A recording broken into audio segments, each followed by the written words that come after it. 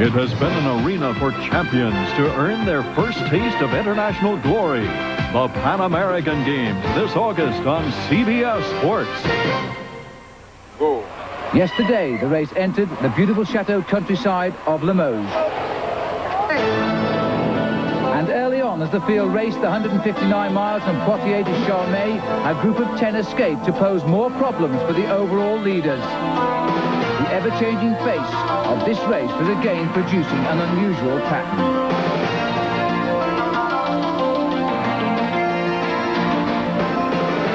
The lead group worked hard, building a lead of 9 minutes as the Limousin hills began to wear down the field, tired from yesterday's time trial that had put Charlie Motte in the leader's yellow jersey. But this was different now. Whereas Carrera chased everyone down this week, the System U team of Motte slowed the chase so that their team man up front, Marshal GAYANT, could gain time. It was to be another demonstration by System U of team strategy. Everybody watched Motte, so GAYANT took the initiative. The field were resigned to lose time, and the 7-11 team were also below par for the first time. Hampston drank at the back when perhaps he should have been at the front. And on this day, Jeff Bradley was being urged just to finish by teammate Ron Kiefel. Raul Alcala also faced rehabilitation from Friday's crash in the time trial.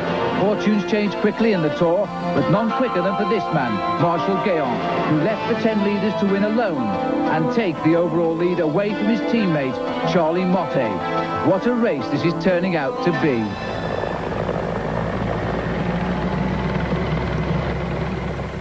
But for some, it was all over. The opening 10 days has told on people like Bruno Wojciech, a Frenchman who no longer will contest the sprint finishes he specialises in.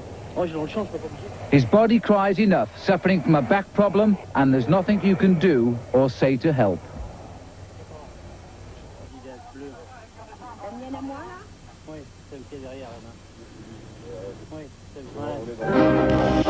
And further ahead, Jeff Bradley and Bob Roll are also cast adrift, left to suffer in the desert conditions as they fall over half an hour behind. They suffer from sickness. What a difference a week makes in the Tour. Tour de France is a heartless creature that provides every obstacle possible for man's success.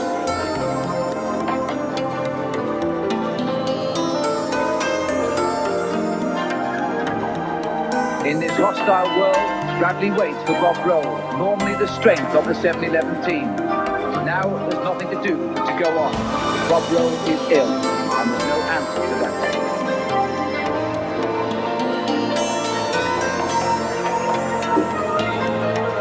Bob Roll was 7-11's highest finisher last year in the team's first Tour, and he carried Andy Hampston to victory in the Tour of Switzerland this year. Bob Roll, it really shouldn't have to be this way. Like waiting vulture, the room wagon is ready for the moment. No rider hopes.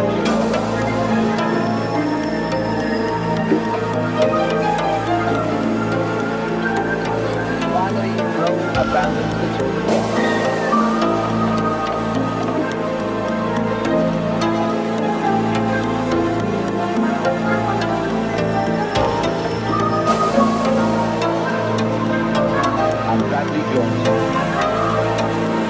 Both will now, the pain is over, but the memories will remain.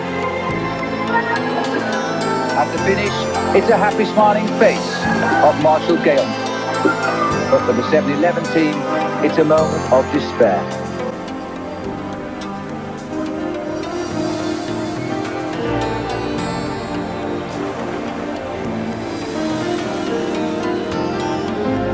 It's not really a bike race, though. It's a death march. Today's the first day of it. And the march continues tomorrow into the Pyrenees, where the mountain passes hold the answers to the next chapter of a race with no obvious leader. What chances now for Andy Hampston? Now his team is down to 7. I don't know, I hate to complain, but everything's coming apart.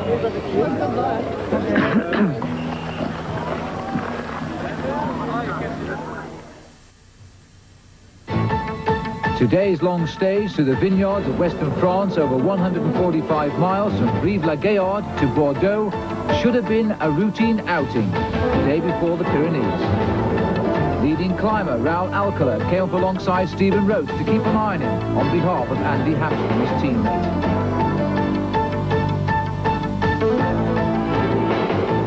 And a day too for Marshal GAYANT to show off his new yellow jersey.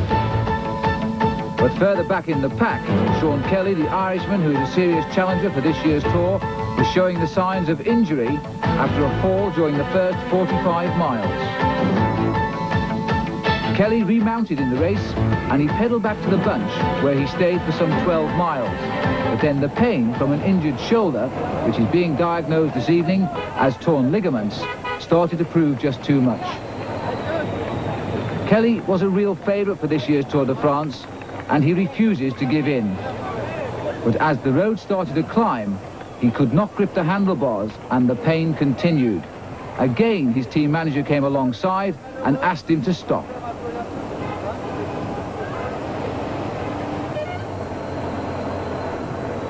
Sean Kelly's face says what everybody else was fearing. The damage to his shoulder is very, very serious indeed. Kelly is now 31. He's the world-ranked #1 cyclist, and if he retired next year, he'd still be there because he's gained so many points in the world's top races. He's finished 4th and 5th in the Tour de France before, but his great ambition has been to win it. And here he's now stopped by the roadside.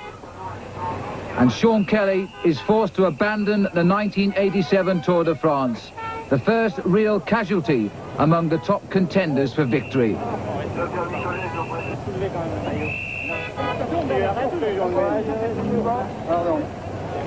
John.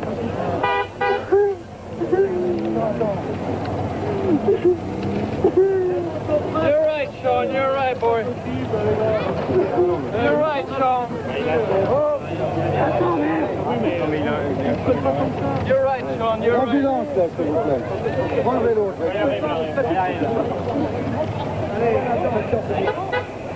You'll be all right, Sean. You'll be all right, man. Meanwhile, up ahead in the race, Davis Phinney was to become the first American to win a stage in this year's Tour de France.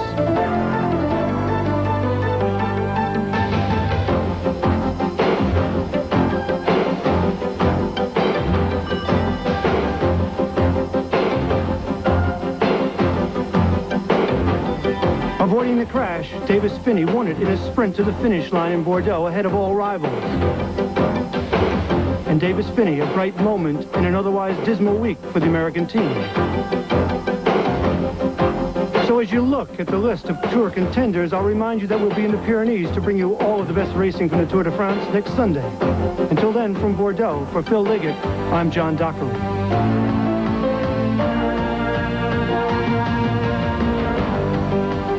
Right now, it's about 11 o'clock at night here in Bordeaux, and the weary racers are sound asleep getting ready for their next stage of the grueling Tour de France. The city they'll leave behind is both beautiful and historic. Bordeaux is known for its magnificent cathedrals, its outstanding cuisine, but above all else, GAYANT. To the Bordeaux. Everybody is involved in wine in Bordeaux. Everyone. Bordeaux is considered to be the capital of the world in terms of great wines. That does it for today's adventure. If you're new here, please subscribe.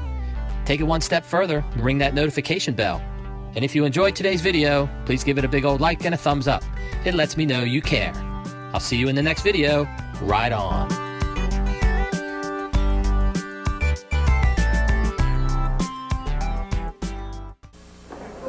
Well, Ed and I are here in New York City, and have found it to be a truly friendly place.